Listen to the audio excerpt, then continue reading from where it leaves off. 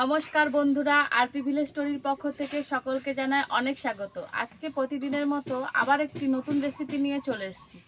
আজকে আমাদের রেসিপি হচ্ছে পাঁপড়ের তরকারি। তো তোমরা কি পাঁপড়ের তরকারি কোনোদিন খেয়েছো? যদি খেয়ে থাকো তো কমেন্ট করে অবশ্যই আমাকে জানাবে। আর তাহলে চলো আমি রান্নাটা শুরু করি। আর এইদিকে দেখো সমস্ত কিছু আমি কিন্তু গুছিয়ে নিয়েছি। উনুন ধরে নিয়েছি, এবার উনুনে কড়াইও বসিয়ে দিয়েছি, কড়াইটা গরমও হয়ে গেছে। এবার প্রথমে পাঁপড় ভাজবো, তার জন্য দিয়ে দিচ্ছি সর্ষের তেল।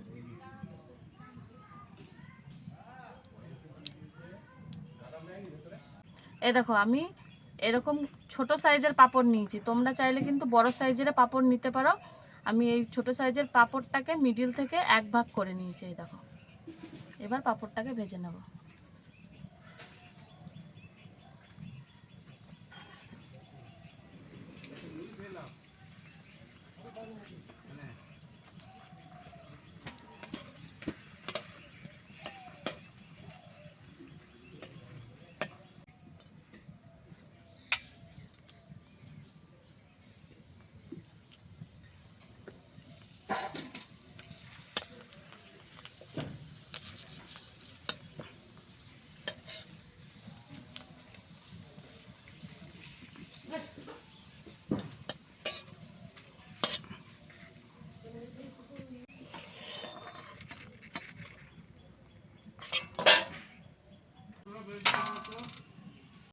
পাঁপড়গুলো সব ভেজে নিয়েছি। এবার এরকম লম্বা লম্বা করে আলু কেটে রেখেছিলাম, এই আলুগুলোকে এবার ভেজে নেব।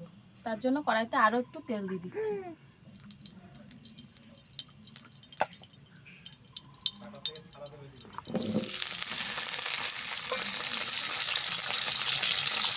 দিয়ে দিচ্ছি একটুখানি নুন, তাহলে আলুটা খুব ভালোভাবে সেদ্ধও হয়ে যাবে। একদম লাল লাল করে আলুটা ভাজবো।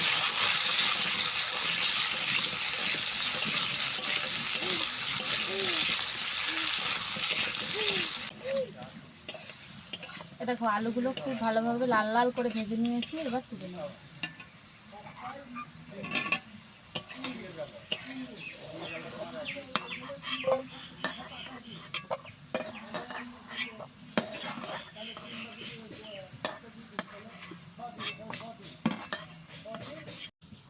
অল্প একটু আদাও বেটে নিচ্ছি।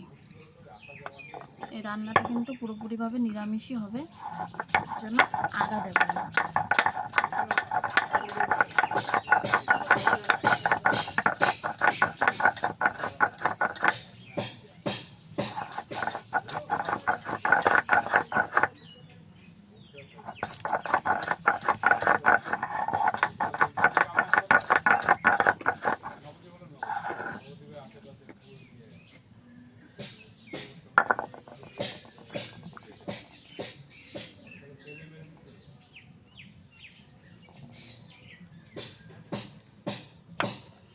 এবার ওই তেলের ওপরে দিয়ে দেবো ফোড়ন। ফোড়নে দিচ্ছি শুকনো লঙ্কা আর গোটা জিরে।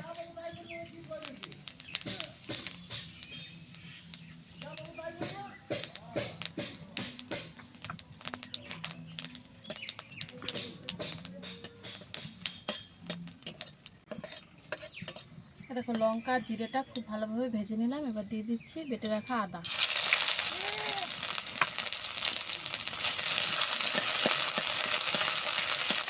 আদাটাকে খুব ভালোভাবে আগে কষিয়ে নেব, তাহলে আদা কাঁচা গন্ধটা চলে যাবে। আদাটা একটু নেড়ে চেড়ে নিয়েছি, এবার বাকি মশলাগুলো দেবো। প্রথমে দিচ্ছি হলুদ গুঁড়ো, জিরে ধনে শুকনো লঙ্কা গুঁড়ো,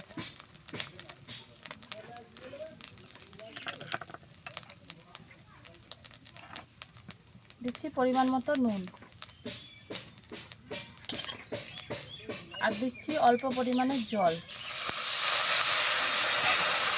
এবার এই মশলাটাকে খুব ভালোভাবে কষিয়ে নেবে যতক্ষণ না পর্যন্ত তেল ছাড়ছে মশলা থেকে। দেখো মশলা খুব ভালোভাবে কষানো হয়ে গেছে। এবার এর মধ্যে আলু দিয়েও খুব ভালোভাবে কষিয়ে নেব, তাহলে আলুটা গলে যাবে। কষাতে কষাতেই আলুটা সেদ্ধ হয়ে যাবে।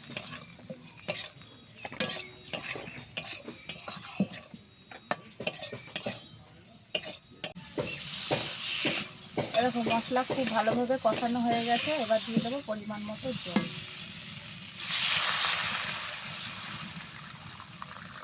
এবার জলটা দিয়ে আলুটাকে খুব ভালোভাবে সেদ্ধ করে দিব।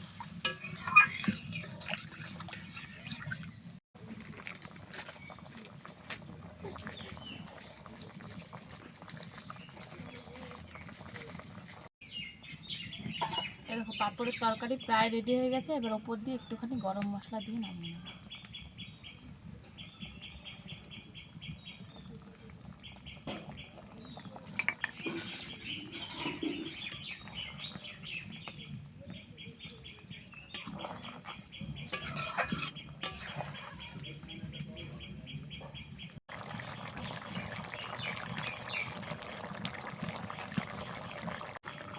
পাঁপড়ের তরকারি একদম রেডি হয়ে গেছে, এবার নামিয়ে নেব।